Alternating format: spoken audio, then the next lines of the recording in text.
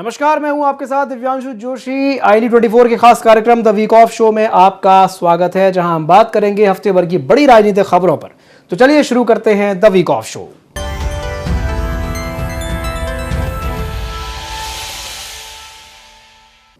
संविधान निर्माता डॉक्टर भीमराव अंबेडकर की 135वीं जयंती पर महू में देश विदेश से अनुयायी पहुंचे। इस दौरान मुख्यमंत्री डॉक्टर मोहन यादव ने बाबा साहेब को श्रद्धांजलि देते हुए कांग्रेस पर निशाना साधा और उनके साथ अन्याय का आरोप लगाया। तो वहीं कांग्रेस ने बीजेपी पर अंबेडकर के नाम पर राजनीति करने का आरोप लगाया। आयोजन सामाजिक और राजनीतिक दोनों ही दृष्टि से चर्चा में रहा। इसी पर देखिए ये खास रिपोर्ट। संविधान निर्माता डॉक्टर भीमराव अंबेडकर की 135वीं जयंती पर जहां उनकी जन्मस्थली डॉक्टर अंबेडकर नगर महू में देश विदेश से आए अनुयायियों का तांता लगा रहा, तो वहीं ये आयोजन सियासी रंग में भी रंगा नजर आया। मुख्यमंत्री डॉक्टर मोहन यादव ने बाबा साहेब को नमन करते हुए उनके योगदान को याद किया और सामाजिक समरसता का संदेश दिया। साथ ही उन्होंने कांग्रेस पर निशाना साधते हुए कहा कि कांग्रेस को बाबा साहेब के प्रति अपने व्यवहार के लिए पश्चाताप करना चाहिए। उन्होंने आरोप लगाया कि कांग्रेस ने डॉक्टर अंबेडकर को लोकसभा चुनाव नहीं जीतने दिया और उनके कार्यों में बाधाएं डाली। हालांकि कांग्रेस ने इसे बाबा साहेब के नाम पर सियासी लाभ लेने की कोशिश करार दिया, तो वहीं बीजेपी ने दावा किया कि डॉक्टर भीमराव अंबेडकर के विचारों को जमीन पर उतारने का काम वास्तविक रूप से भाजपा सरकार ही कर रही है। महू में अंबेडकर जयंती पर भव्य आयोजन। सीएम डॉक्टर मोहन यादव ने दी बाबा साहेब को श्रद्धांजलि। सामाजिक समरसता का दिया संदेश। बीजेपी सरकार ने किया पंच तीर्थ का विकास। सीएम महिलाओं को अधिकार दिलाना बाबा साहेब की सोच। सीएम अंबेडकर के विचारों पर चल रही सरकार।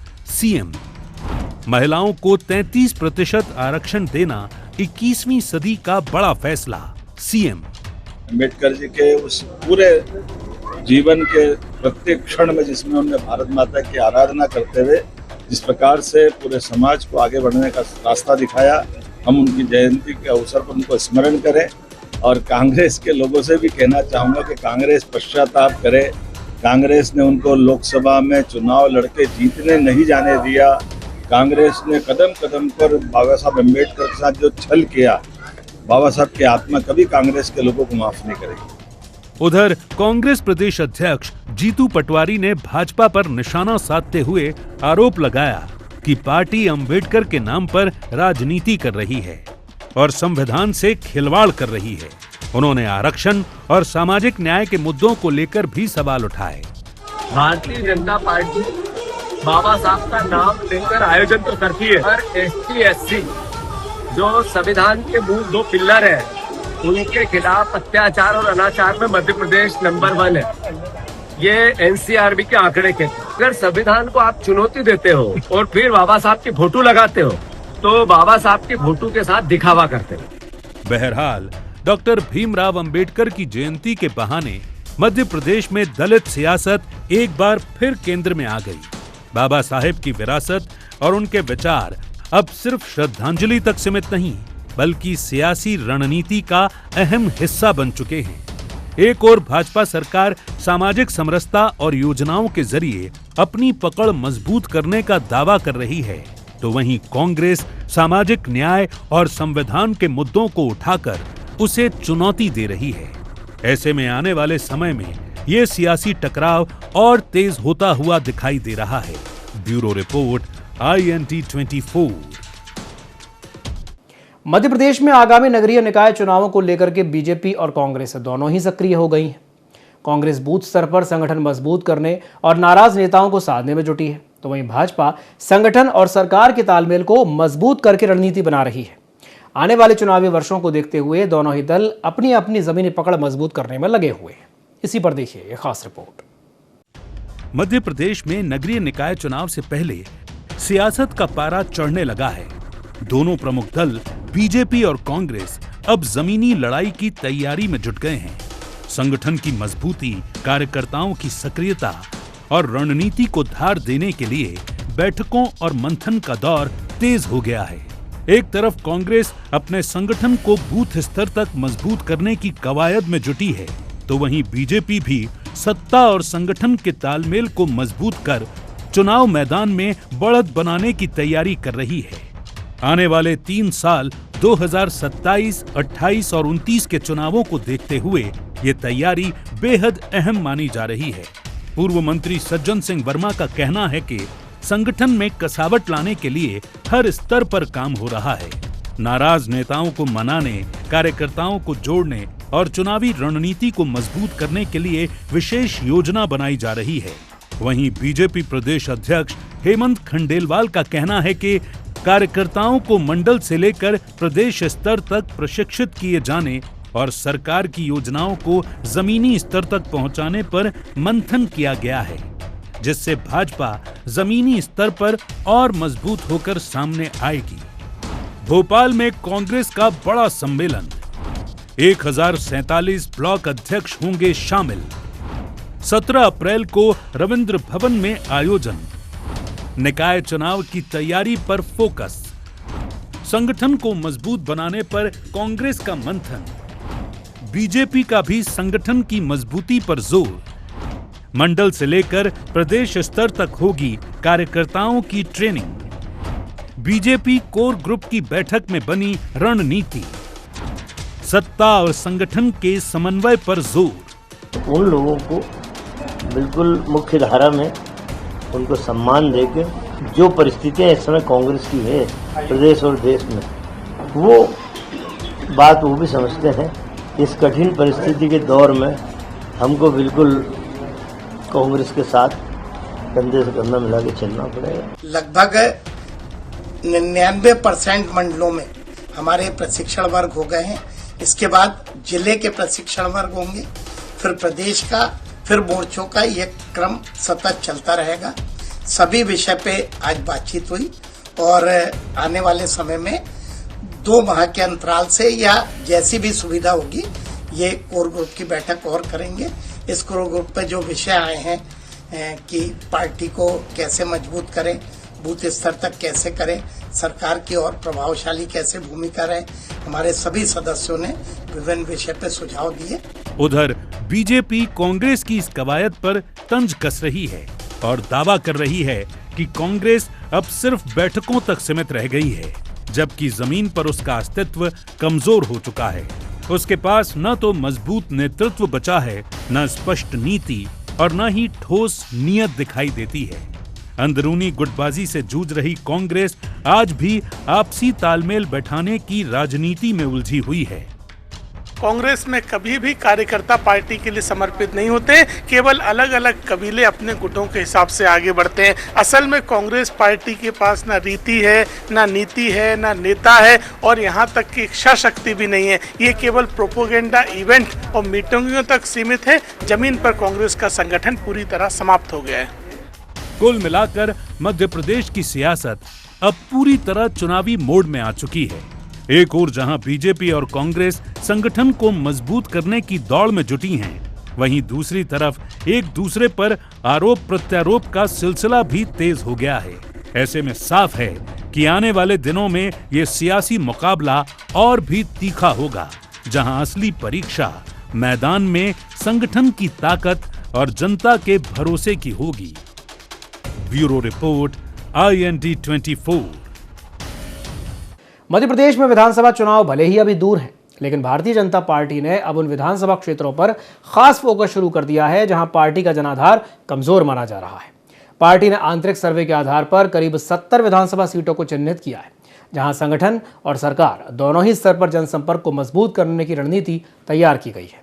इसी रणनीति के तहत अब जिलों के प्रभारी मंत्रियों और अपने अपने प्रभार वाले क्षेत्रों में रात्रि विश्राम करने और चौपाल और संवाद कार्यक्रम आयोजित करने के निर्देश दिए गए। हालांकि कांग्रेस इसे चुनावी मैनेजमेंट करार दे रही है, तो वही बीजेपी का यह दावा है कि यह पूरी कवायद संगठन को मजबूत करने और गांव बस्ती चलो अभियान के तहत जनता से सीधा संवाद बढ़ा करके सरकार की योजनाओं को जमीनी स्तर तक पहुंचाने की एक लोकतांत्रिक प्रक्रिया है। मध्य प्रदेश में विधानसभा चुनाव अभी भले ही दूर हों, लेकिन सियासी दलों ने अपनी तैयारियां अभी से शुरू कर दी हैं।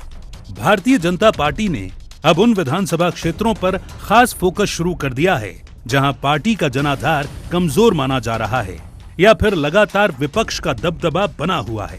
पार्टी ने आंतरिक सर्वे के आधार पर करीब 70 विधानसभा सीटों को चिन्हित किया है, जहां संगठन और सरकार दोनों स्तर पर जनसंपर्क को मजबूत करने की रणनीति तैयार की गई है। इसी रणनीति के तहत अब जिलों के प्रभारी मंत्रियों को अपने अपने प्रभार क्षेत्रों में रात्रि विश्राम करने और चौपाल व संवाद कार्यक्रम आयोजित करने के निर्देश दिए गए हैं। हालांकि कांग्रेस इसे चुनावी मैनेजमेंट करार दे रही है, तो वहीं बीजेपी का दावा है कि ये पूरी कवायद संगठन को मजबूत करने और गांव बस्ती चलो अभियान के तहत जनता से सीधा संवाद बढ़ाकर सरकार की योजनाओं को जमीन तक पहुंचाने की लोकतांत्रिक प्रक्रिया है। भाजपा ने चिन्हित की करीब 70 कमजोर विधानसभा सीटें। मंत्रियों को दिया गया रात्रि प्रवास का टास्क, गांव-गांव चौपाल और जन संवाद पर जोर। आंतरिक सर्वे के बाद बनी नई रणनीति, निकाय और पंचायत चुनाव से पहले बड़ा एक्शन प्लान। बीजेपी प्रदेश अध्यक्ष और सीएम ने दिए निर्देश, कलेक्टरों को भी गांवों में रात्रि विश्राम के आदेश। भारतीय जनता पार्टी के लिए केवल 70 सीट नहीं, सारी 230 सीट हमारे लिए टारगेट है। हम सारी की सारी सीटें जीतने के लिए प्रयास करेंगे। गांव चलो अभियान में हमारा एक लक्ष्य था कि हमारे माननीय विधायक, माननीय मंत्री अपने अपने विधानसभा क्षेत्रों में वहाँ जनता के बीच में जाएंगे, जनता से संवाद करेंगे और उस वहाँ की जो जन समस्या उसका निराकरण करेंगे। भारतीय जनता पार्टी साल में 365 दिन सक्रिय रहने वाला संगठन है और निश्चित तौर पर जब आने वाले चुनाव होंगे तो हम 230 की 230 सीटों को टारगेट लेकर चलेंगे और सभी सीटों पर जीत हमारा लक्ष्य होगा। वहीं भाजपा की इस पूरी रणनीति पर विपक्षी कांग्रेस ने सवाल उठाए हैं। कांग्रेस का आरोप है कि कमजोर विधानसभा क्षेत्रों में भाजपा नेताओं की सक्रियता केवल जनसंपर्क तक सीमित नहीं है, बल्कि इसके पीछे चुनावी प्रबंधन और राजनीतिक रणनीति भी काम कर रही है। कांग्रेस का आरोप है कि इस दौरान प्रशासनिक तंत्र और स्थानीय स्तर पर दबाव प्रभाव का इस्तेमाल कर विपक्षी नेताओं को कमजोर करने की कोशिश की जाएगी, जिससे वे बीजेपी के पक्ष में आ जाएं।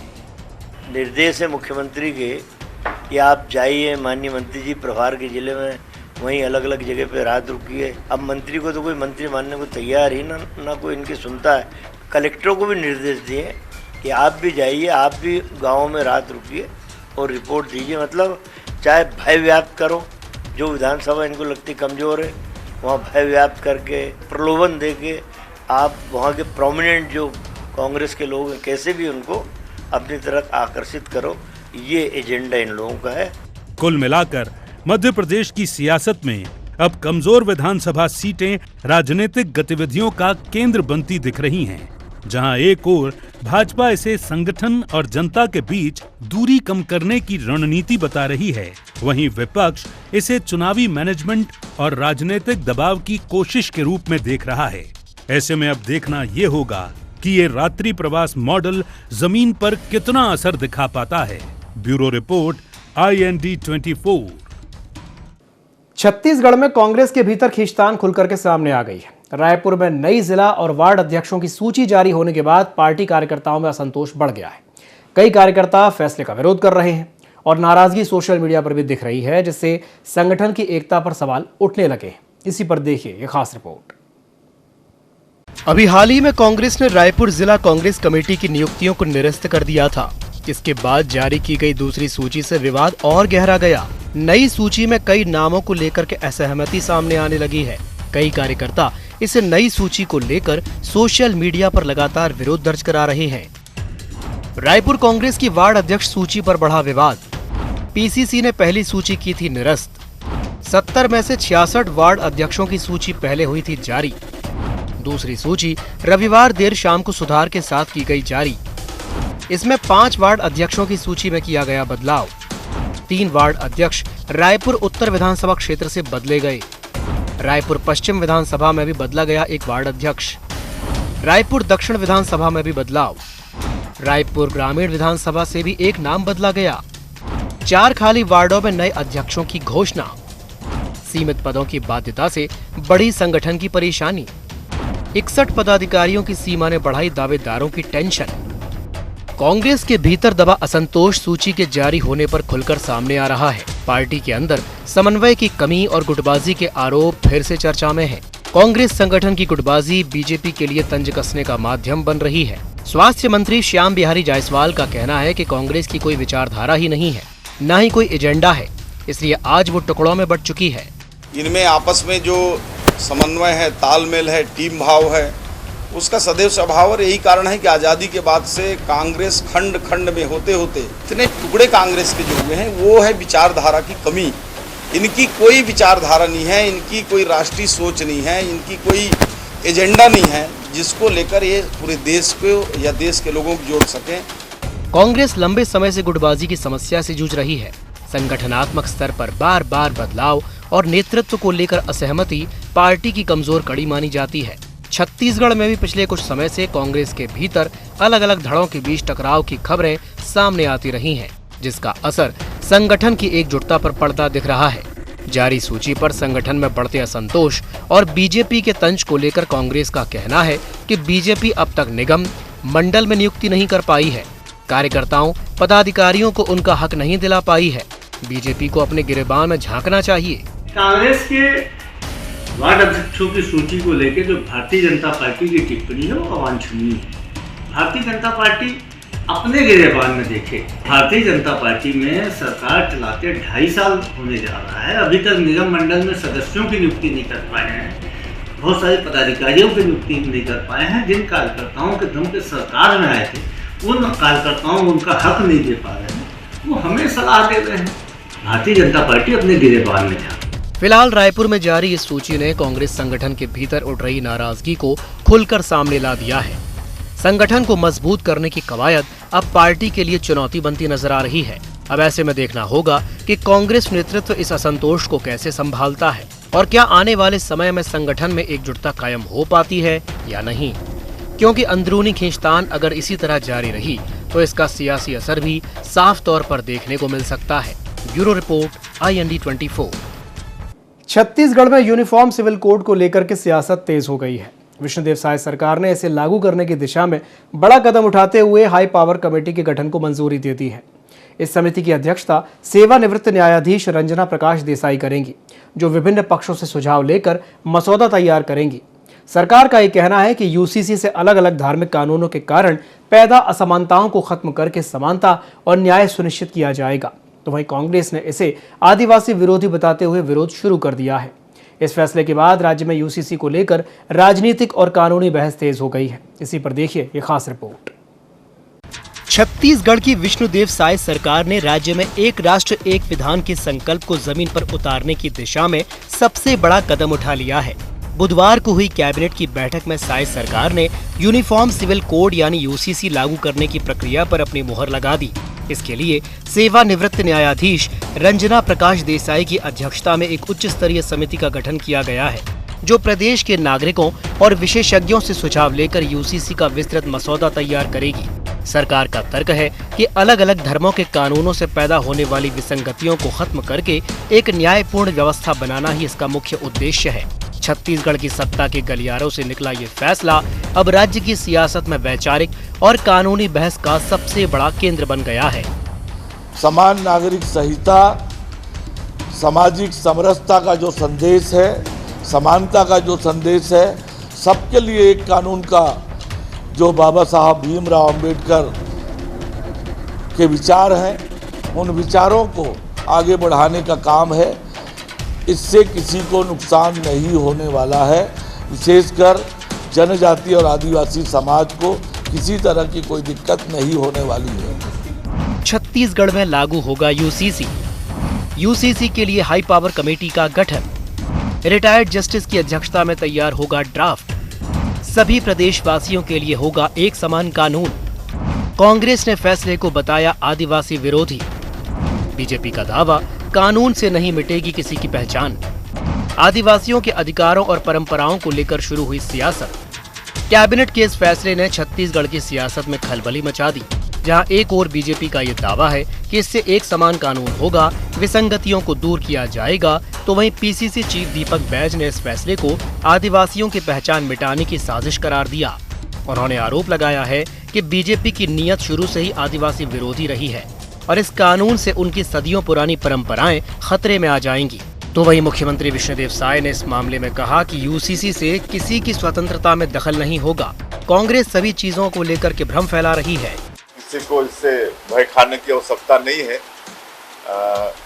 किसी के भी स्वतंत्रता में मतलब दखल नहीं होगा और हम लोग अभी कैबिनेट में यूसीसी लाने का निर्णय लिए हैं और इसकी समिति बनेगी। एक सुप्रीम कोर्ट की रिटायर्ड जज हैं मैडम देसाई, उनकी अध्यक्षता में कमेटी बनेगी और वो आने वाले समय में सभी वर्गों से विचार विमर्श करेंगी और तब जाके एक प्रारूप तैयार होगा और फिर वो विधानसभा में आएगा। वो हर चीज में भ्रम पैदा करने की कोशिश करती है क्योंकि देश की जनता का विश्वास खो चुके हैं, छत्तीसगढ़ में भी विश्वास खो चुके हैं।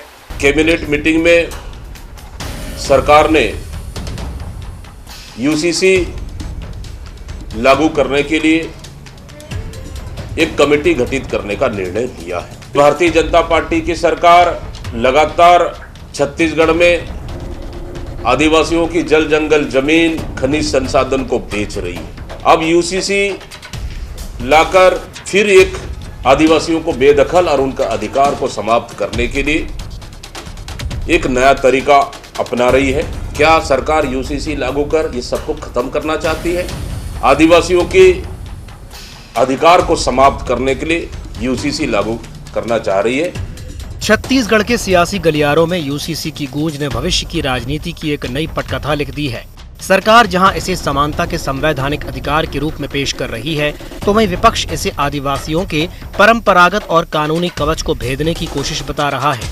असल चुनौती अब रिटायर्ड जस्टिस रंजना देसाई समिति के सामने होगी कि वो छत्तीसगढ़ की विविध जनजातीय संस्कृति और एक समान कानून के बीच कैसे तालमेल बिठाती है। फिलहाल ये मुद्दा कानूनी बारीकियों से ज्यादा सियासी शक्ति प्रदर्शन का जरिया बन गया है, जो आने वाले समय में प्रदेश की राजनीति की दिशा तय करेगा। Bureau report, IND24। छत्तीसगढ़ के सक्ती जिले में वेदांता पावर प्लांट हादसे में 20 लोगों की मौत और कई लोग घायल हो गए। शुरुआती जांच में लापरवाही सामने आने पर चेयरमैन समेत 19 लोगों पर FIR दर्ज की गई है। इस घटना के बाद प्रदेश में सियासत भी गर्मा गई है और जिम्मेदारी तय करने की भी मांग उठ रही है। देखिए रिपोर्ट।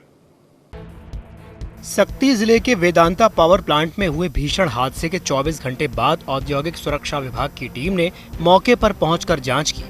शुरुआती रिपोर्ट में यह सामने आया कि प्रोडक्शन बढ़ाने की जल्दबाजी में बॉयलर फट गया। हादसे में 20 मजदूरों की मौत हो गई। मृतकों में छत्तीसगढ़ के साथ यूपी, बिहार, झारखंड और पश्चिम बंगाल के मजदूर भी शामिल थे। तो वहीं 36 लोग झुलसे, जिनमें से 16 का इलाज जारी है।